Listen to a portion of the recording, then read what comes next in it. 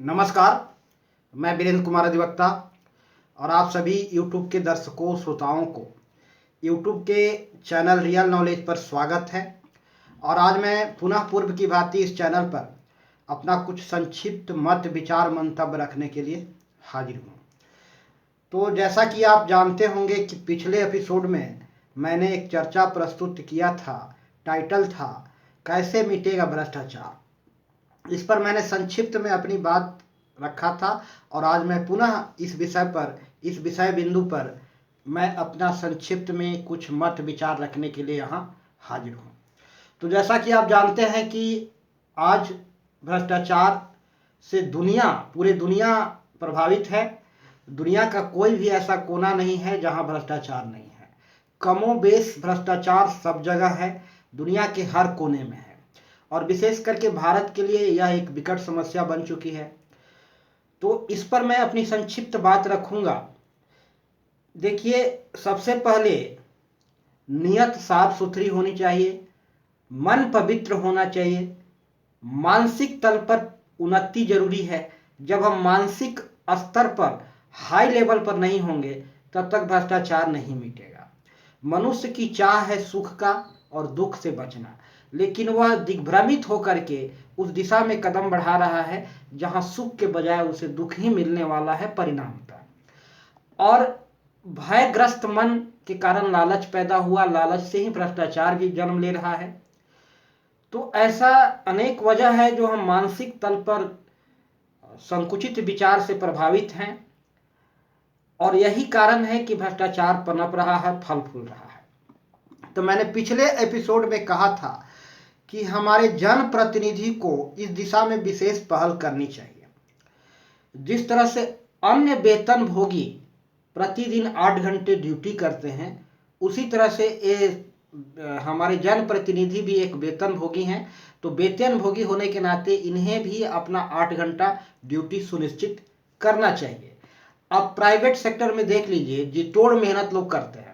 सुबह 8 बजे से लेकर के रात 10-12 बजे तक मेहनत करता है, संघर्ष करता है और उसके बावजूद भी भरपूर जीविकोपार्जन के समुचित साधन उपलब्ध कराने में, प्राप्त करने में असफल हो रहा है। यह बहुत ही चिंताजनक और दुखजनक बात है। और वही दूसरी ओर घूसखोरी, भ्रष्टाचार के जरिए मालोमाल होते जा रहे हैं और यह भ्रष्टाचार का तांडव इतना है कि इसके कारण लोगों को जीवन तबाह होते जा रहा है। तो हमारे जनप्रतिनिधि को इस दिशा में विशेष पहल करने की जरूरत है। उन्हें भी अपना ड्यूटी 8 घंटा सुनिश्चित करना चाहिए और उनका ड्यूटी सिर्फ और सिर्फ यही होना चाहिए कि वे जनता की समस्या को सुने, जनता दरबार लगाएं। आज तो टेक्नोलॉजी का जमाना है, मोबाइल है, हाई टेक्नोलॉजी है, तो जनता दरबार लगाएं, हर डे जनता दरबार लगाएं, 8 घंटा ड्यूटी सुनिश्चित करें और लोगों की समस्या को अधिकारी को सामने रखकर, जनता और अधिकारी को सामने रखकर फेस टू फेस सुने, तो निश्चित रूप से भ्रष्टाचार मिटेगा। और जैसा कि देखिए कि आज धीरे धीरे दुनिया विकास कर रहा है।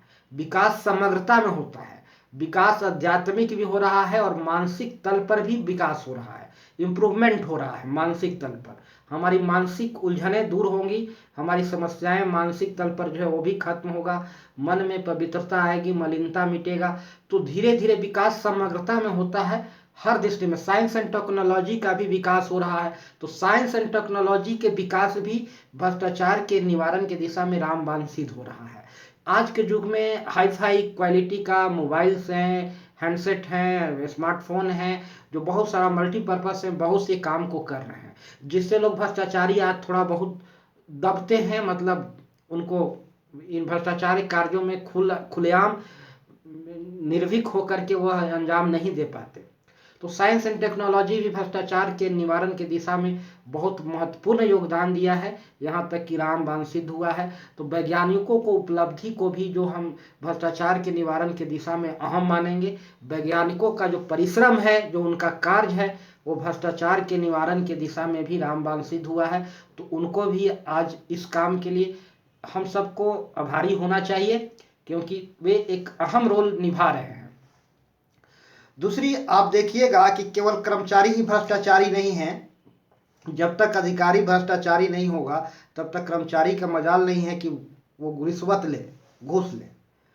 आप देखेंगे कि बहुत सारे भ्रष्ट अधिकारी अपने 2-4 गो गुंडा रूपी क्या बोलते हैं, बॉडीगार्ड रखता है। वो गुंडा है उसका पालतू। जब आप उसके ऑफिस में मिलने जाओगे तो आपको मिलने नहीं देगा। कारण क्या है? उसे मालूम है कि यह अपनी समस्या लेकर के मेरे पास आएगा। और ऐसे अधिकारी भ्रष्ट लोग भ्रष्ट माध्यम से ही शायद नियुक्त होते हैं। तो ऐसे अधिकारी लोगों को समस्या सुनना नहीं चाहते, वे कर्तव्यहीनता का पालन करते हैं, कर्तव्यहीन होते हैं। दूसरी ओर जनता की समस्या उनकी कर्तव्यहीनता ही है और जनता की समस्या उनके काले कारनामे ही हैं।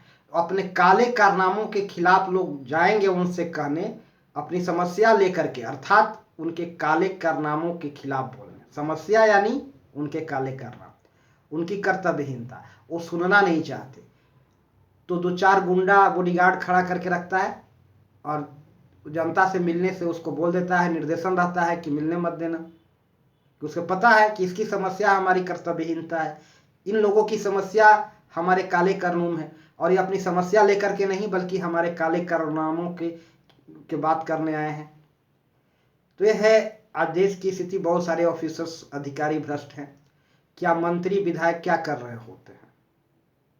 जिनके विभाग के अंतर्गत ये लोग भ्रष्ट लोग बैठे हुए हैं, वो लोग क्या कर रहे होते हैं? ये जनता दरबार क्यों नहीं लगाते? लोगों की समस्या फेस टू फेस अधिकारी रख के क्यों नहीं सुनते? अनेक ऐसी समस्या है जो धीरे धीरे समाज से ये दूर होगा, लेकिन गलत चीज का नेस्तानबूत होना निश्चित है, एक न एक दिन खत्म होगा। और हमारे जितने भी फिलोसफर हैं और साइंटिस्ट हैं लगभग एक ही स्वभाव के होते हैं, एक ही वृत्ति के होते हैं। ये इस दिशा में विशेष अपनी योगदान दे रहे हैं और भ्रष्टाचार रूपी अवांछित पौधे के जड़ पर हमला कर रहे हैं, जड़ उखाड़ने का कोशिश कर रहे हैं। और साइंस एंड टेक्नोलॉजी के विकास के कारण भ्रष्टाचार तो कुछ हद तक कंट्रोल हुआ ही है निस्संदेह। तो वैज्ञानिकों का भ्रष्टाचार निवारण में भी अहम भूमिका है। केवल साइंस का विकास नहीं कर रहे हैं, वो केवल टेक्नोलॉजी का विकास नहीं कर रहे हैं, भ्रष्टाचार निवारण के दिशा में भी वैज्ञानिकों का अहम रोल है, भूमिका है, और वो कर रहे हैं भ्रष्टाचार के निवारण की दिशा में भी। और फिलोसफर भी अपना काम कर रहे हैं, सिद्धांतों को गढ़ रहे हैं, रच रहे हैं, खोज रहे हैं, रिसर्च कर रहे हैं। तो ये धीरे धीरे समाज में इसका प्रभाव भी पड़ रहा है और आने वाला दिन में और भी पड़ेगा। तो कहने का तात्पर्य है कि भ्रष्टाचार को जड़ तला से, जड़ पर हमला करें, भ्रष्टाचार रूपी वांछित पौधों को जड़ उखाड़ने का कोशिश करें। और जब तक इसके जड़ पर हमला नहीं करेंगे तब तक भ्रष्टाचार का निवारण नहीं होगा। तो इस दिशा में हर कोई को अपनी पहल करना चाहिए अपने स्तर से, और धीरे धीरे जड़ खोदने का काम करना चाहिए। हमारे पास 3 महत्वपूर्ण चीजें हैं। पहला, जो हमारे पास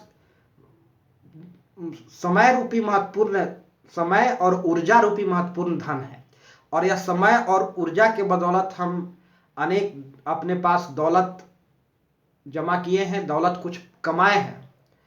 तो हमारे पास 3 महत्वपूर्ण चीजें हैं, समय, ऊर्जा और दौलत। तो इसका सदुपयोग होना चाहिए, इसका समुचित सदुपयोग होना चाहिए। हम अपने समय, ऊर्जा और दौलत को सही दिशा में इन्वेस्ट करें। हमारा इन्वेस्टमेंट ऐसा होना चाहिए कि कहीं से कुछ नुकसान नहीं हो। समय, ऊर्जा और हमारे पास जो कुछ भी थोड़ी बहुत दौलत जो हमने कमाया है, इसका सही दिशा में उपयोग हो। हम ऐसे जगह पर समय, ऊर्जा का उपयोग कर रहे हैं, दौलत का उपयोग कर रहे हैं जहां से कोई लाभ नहीं होने वाला है, तो बेकार है, हम गलत कर रहे हैं।